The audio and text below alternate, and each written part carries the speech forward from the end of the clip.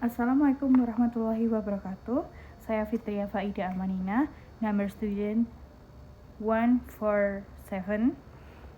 Di sini saya akan menjelaskan tentang report speech, kalimat tidak langsung atau report sentence. Oke. Bisa kita simak presentasinya. Oke, kita bahas report speech.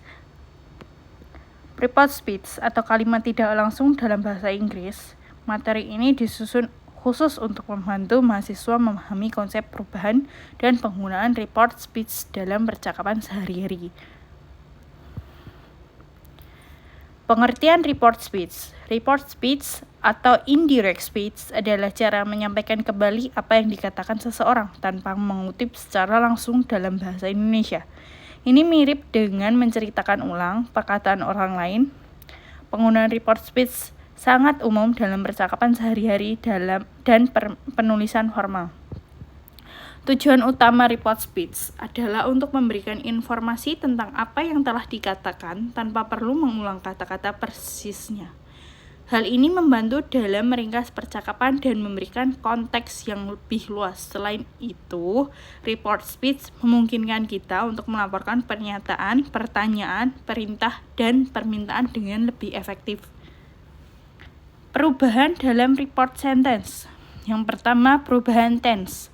Tense dalam kalimat langsung seringkali berubah ketika diubah menjadi kalimat tidak langsung. Perubahan ini penting untuk menjaga akurasi waktu dan konteks kalimat.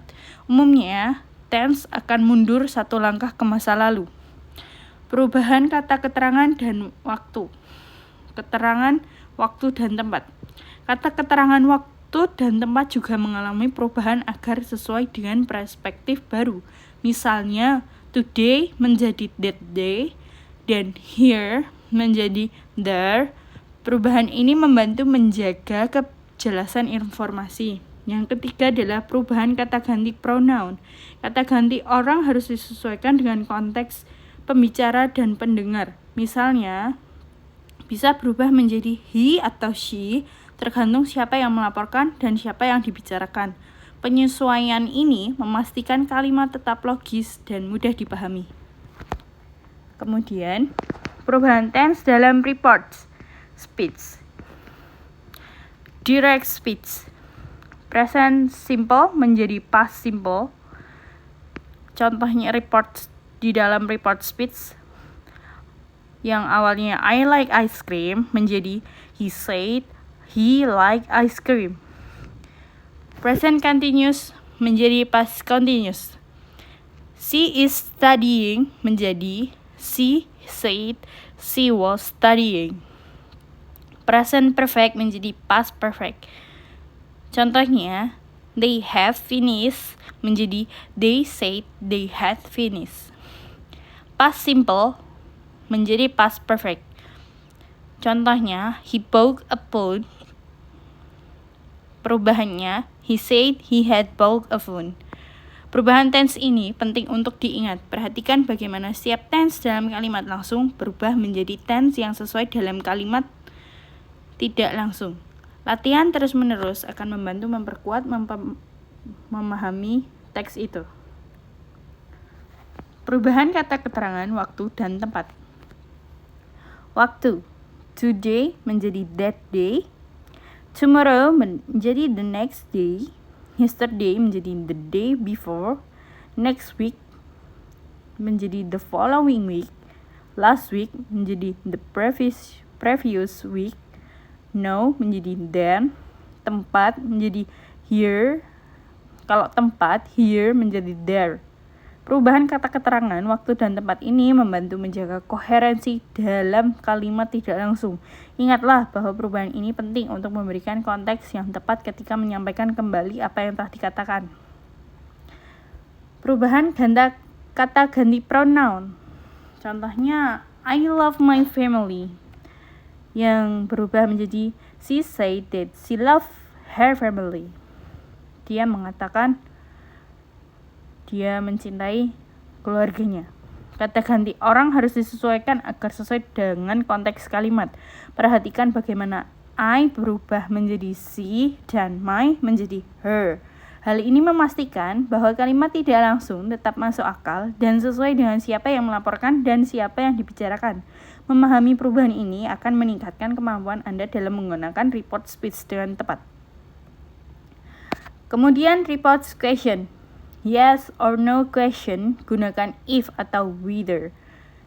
Contohnya, do you like coffee menjadi he asks if I like coffee. Did she go to the market menjadi he asked whether she had gone to the market. Jadi di sini menggunakan whether, yang di sini menggunakan if.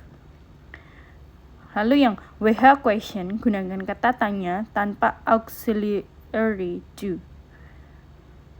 Contohnya, where do you live menjadi he asks where I live.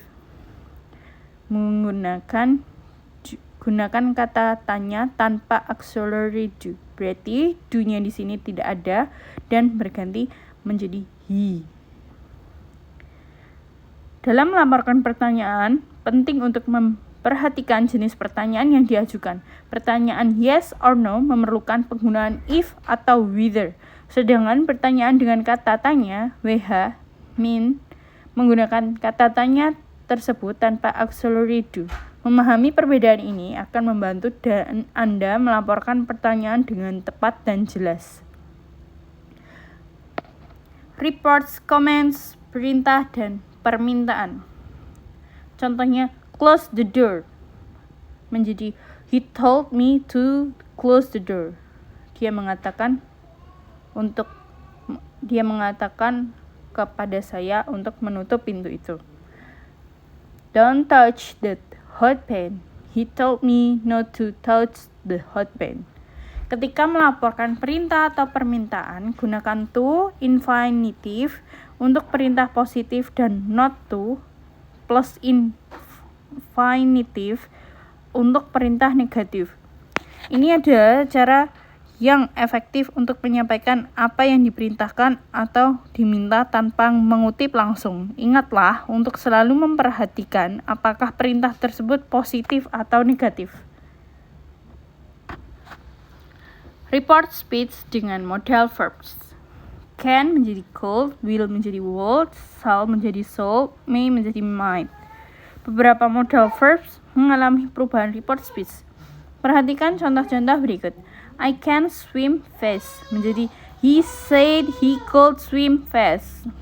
She will help me menjadi he said she will help me. You must finish this menjadi he said I had to finish this.